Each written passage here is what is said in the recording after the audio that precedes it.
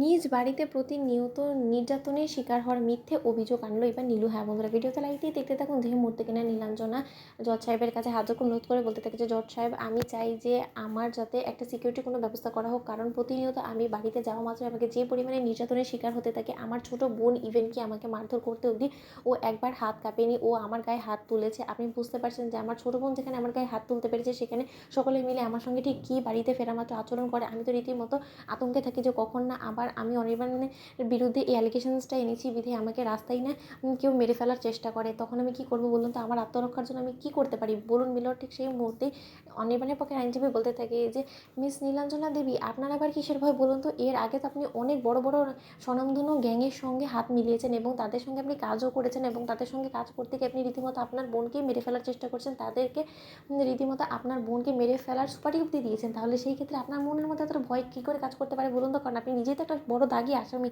আপনার তো শাস্তি হতে হতে আপনি বেঁচে গিয়েছেন, এবং আপনার তো রীতিমতো রায়পূর্ণের কাছে কৃতজ্ঞ থাকার কথা যে সে এত কিছু হওয়া সত্ত্বেও, এত কিছু সহ্য করা সত্ত্বেও সে এখনও পর্যন্ত আপনার বিরুদ্ধে কোনো রকম কোনো অ্যাকশন নেয়নি। সে আপনাকে বারবার করে ক্ষমা করে গিয়েছে, এবং সেটাই যে ওনার জন্য কাল হয়ে দাঁড়াবে এবং ওনার সংসার ভাঙার জন্য কারণ হয়ে দাঁড়াবে, সে সেটা কোনোদিনও কল্পনাও করতে পারেনি। আপনি এতটাই অকৃতজ্ঞ।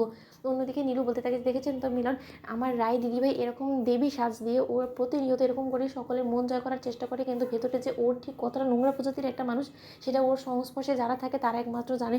ও রীতিমতো আমার ছোটো বোনকে উস্কে দিয়েছে যাতে আমার ছোটো বোন আমার গায়ে হাত তোলে, এবং প্রতিনিয়ত আমার ছোটো বোন আমার গায়ে হাত তুলে আমাকে হুমকি ধামকি দিতে থাকে। আমি সবসময় আতঙ্কে থাকি। অন্যদিকে স্রোত এক পর্যায়ে বাধ্য হয়ে যখন কাঠগড়ায় দাঁড়িয়ে বলতে থাকে যে মিলন, আমি কিছু বলতে চাই, ঠিক সেই মুহূর্তে স্রোত কাঠগড়ায় দাঁড়িয়ে নীলাঞ্জনার সকল কুকীর্তির কথা ফাঁস করে দেয় এবং বলতে থাকে যে আমার মেজদি ভাই যে কিনা এরকম ভালো মানুষের দেবী সাজার চেষ্টা করেছে, তার কিন্তু অনেক নোংরা নোংরা কেচ্ছা কেলেঙ্কারি আছে। সেই সম্পর্কে মিলন আপনি প্লিজ একটু ইনভেস্টিগেট করার চেষ্টা করবেন, এবং আমি গ্যারেন্টি দিয়ে বলতে পারি যে নীলাঞ্জনা দিদিভাইয়ের যদি একবার টেস্ট করানো হয়, তাহলে আপনি কোনো মতে কোনো রকম কোনো প্রমাণ পাবেন না যে অনির্বাণ সেন ওনার সঙ্গে কোনো রকম কোনো নোংরামো করার চেষ্টা করেছে, কারণ সেই রাতে সেরকম কোনো কিছু ঘটেইনি।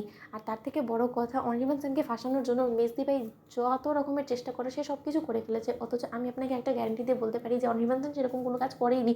কারণ যদি সত্যকার অর্থে অনির্বাণ সেন এরকম কোনো কাজ করে থাকতো, তাহলে নিশ্চয়ই অনির্বাণ দাদা ভাইয়ের দেহ কোনো একটা আঁচড়ের দাগ কিন্তু অবশ্যই নীলাঞ্জনার গায়ে থাকতো। আমি আপনার কাছে একটাই রিকোয়েস্ট করব, মহামান্য আদালত, আপনি প্লিজ আমার মিস দীপের একটা মেডিকেল টেস্ট করানোর ব্যবস্থা করুন, কারণ আমি নিশ্চিত যে মেডিকেল টেস্টের মধ্যে কোনো রকম কোনো তথ্য প্রমাণ পাওয়া যাবে না। কারণ মিস দীপের শরীরে আমি যতদূর অবধি দেখতে পেয়েছি যে মিস দীপের শরীরে সেরকম কোনো দাগই নেই, অথচ অনির্বাণ সেন আমার জামাইবাবুর গায়ে কিন্তু যথেষ্ট পরিমাণে আঁচড়ের দাগ আছে। আর এই আঁচড়ের দাগ কিন্তু সম্পূর্ণরূপে প্রমাণ করে দিচ্ছে যে আমার মিস দীপাই রীতিমতো অনির্বাণ সেনের সঙ্গে জোর জবরদস্তি করার চেষ্টা করেছে, জোর করে এটা প্রমাণ করার চেষ্টা করেছে যে অনির্বাণ সেন ওকে দস্তাদস্তি করার চেষ্টা করছে। তোমরা লাইক এবং শেয়ার সাবস্ক্রাইব তো ভুলো না।